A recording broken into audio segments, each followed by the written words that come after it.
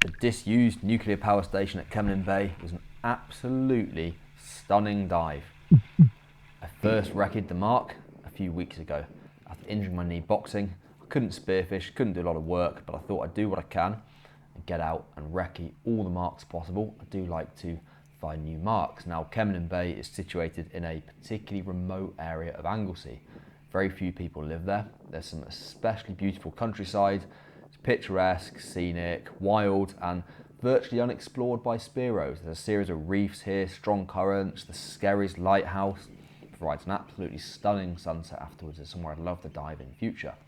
Now, there is a seal colony on one end of the bay, so I decided to dive well away from that. And of course, these National Trust maps they always put in the car park are very useful. It's good having a look at this, look for access points. And I walked over towards the power station itself using my spear gun as a crutch.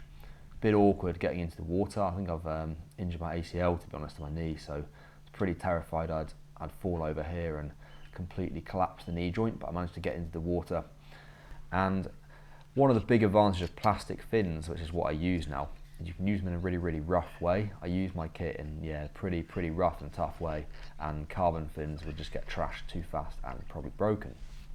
Now, I started out diving near the jetty, which comes out from near the power station, and this was pretty cool. This goes out a long way, perhaps 150 metres into the sea, and the end of it, which I dive later in the video, is pretty deep. It's a very, very cool dive. There's loads of structure, and pretty quickly on seeing this structure, I saw big shoals of sprats and sand eels. There was loads of life about. The rest of the mark didn't hold a lot of life. It all seemed to be concentrated around this structure, which obviously you often find with rocky areas and kelp. You know, when there's flat sand, there's no fish, but they're all drawn to areas like this. And on my first dive, I saw a bass shoot off straight away. You can just about see it to the top of the screen there as it moves away. And I dropped down into this area.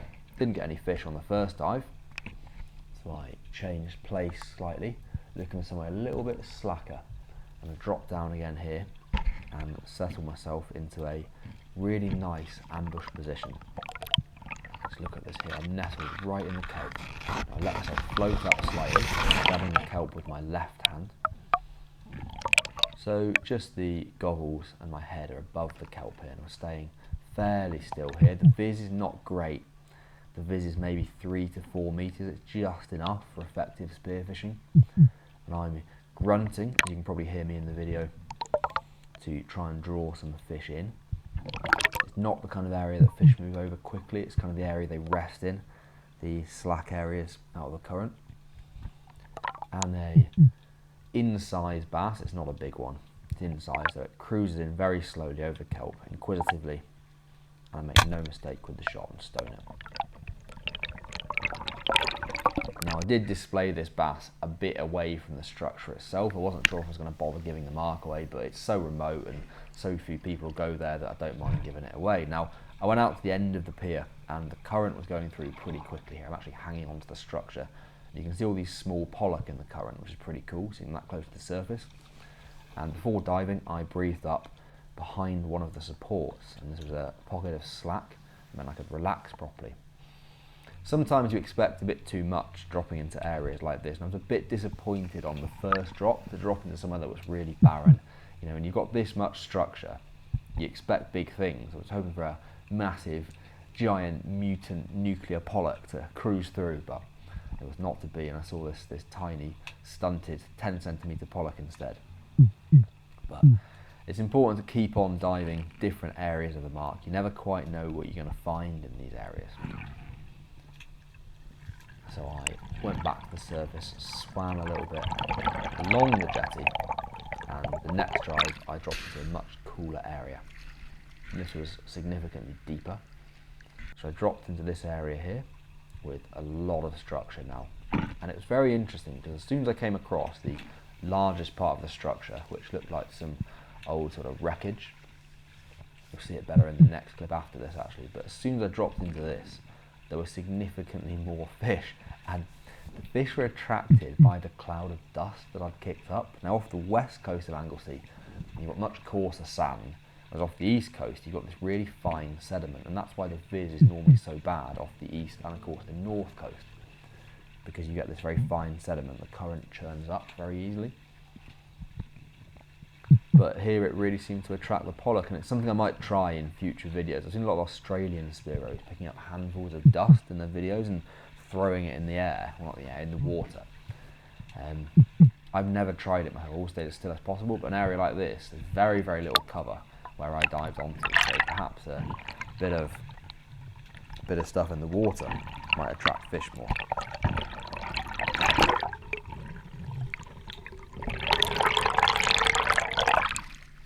And the next drop I headed out a little bit further again, right onto the wreckage. And I was really expecting a big pollock here. You know, I'd come across the pollock. There's fish here, but nothing more than about 40 centimetres. And obviously if you shoot one of the smaller ones, it tends to spook anything large in the area. I'm an absolutely perfect spot here. The only bit of cover in the whole mark, and it's not perfect cover, but I'm not silhouetted against anything here because of all the wreckage behind me. My profile is fairly hidden, but with the pollock it was not to be. Pollock off Anglesey are very, very hard to find, any decent ones. In fact, I've only had success early in the morning, so maybe come back here early in the morning sometime. But I headed back to the shallows and cruised across looking for bass in the kelp, and I must have been being quite stealthy here because a bass just cruises across straight away and I take it. Again, not a massive fish, maybe about 50 centimetres, but well in size and well worth taking, and I was glad to get it.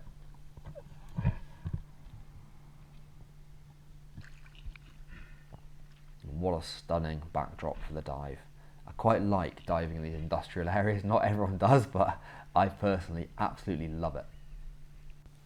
So it's been a pretty reasonable session. Explored a lot of reefs and also the old pier at the nuclear power station here at Anglesey, and that was really cool.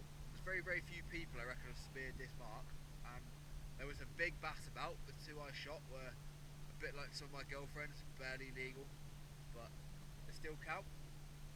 Not many pollock about, only very small ones, even diving sort of 10 to 15 metres around loads of wreckage under the pier, only very small pollock, but overall really, really good session. Enjoyed that a lot, and here are the bass that I shot. Obviously not monsters, the biggest one maybe 52 centimetres, the smaller one about 50, so pretty decent overall. So a nice catch to finish the session with. No monsters, but enjoyed the session. It was a real adventure going out there, so I hope you enjoyed the video. If you did, like it, subscribe to the channel and you'll see plenty more like this. Enjoy your diving, and I'll see you in the next video.